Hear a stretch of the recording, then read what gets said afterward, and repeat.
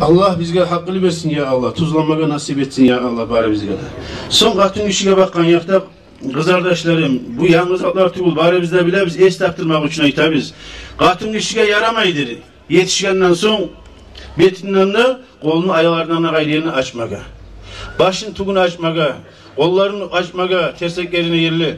Butlarını açmaga, toşun başka yerini açmaga. Ya da tığı soprak giymega, ozunu sanın sallarını harısını görsüstegen. Ya da prasveç boyu şizatlar giymega yaramaydır kız kardeşlerim. Şöyle izat cehennemle yallama tiyişli bolar şöyle sallarda bayta. Biz süymeyip siz cehennemle yallagan.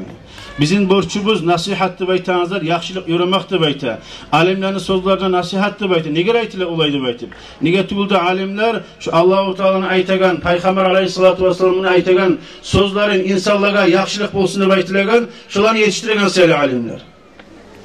Biz aytmasak siz bizden kaçacaksınız, biz sizden kaçacak biz kıyamet günü olan zamanla. Kur'an'da Allahu Teala aytadır. Euzu billahi mineşşeytanirracim. Kıyamet günü alay gündür. Yevme yefirrul mer'u min ahihi ve ummihi ve abihi ve sahibatihi ve banihi likulli imri'in minhum yevme idin şe'nun yughnih debaydı. Kıyamet günü alay gündür.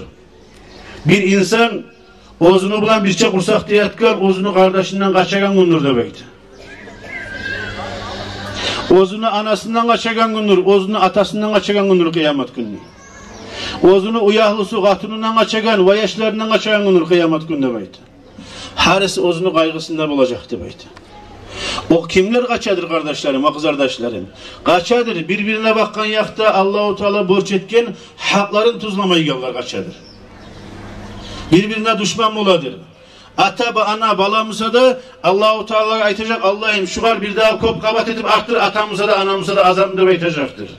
Nege tuğla şu beni tuzlamadı, beni Allah'ım iman yolga salip, imamla terbiye alamadı da baytip seni ayağlı bağlan, koluna tutup osturagan, sağa düşman olacaktır kıyamet günü. Şöyle bola Allah'a bakkan yakta asip olsa. Bir tayfa kişiler var. Şu kaçakalların arasına girecek birbirinden düşman olakallarını. Bir tayfa ata anaları var. Kızları, katulları giyine bizde baylanan zamana imanlı bulup erleri karşı çıkıyor. Ben senin moduna giyinganını süyemanla bayta. Sümeyim mesela böyle hicaplar var. Bir avluk baylaganını da bayta. Tuklarını yaşırganını sallarını yaşırganını da bayta. Bir tayfa ataları var, öyle anaları var ya kızları tuzlanan zamana da kızların ters yolga baktıragalar, koymaya gelirler. Şeytana kömekçi bulagalar. Ozlanı kızların cehennemde otunu salıp pişirmege. Ona şolar kaçacak birbirinden.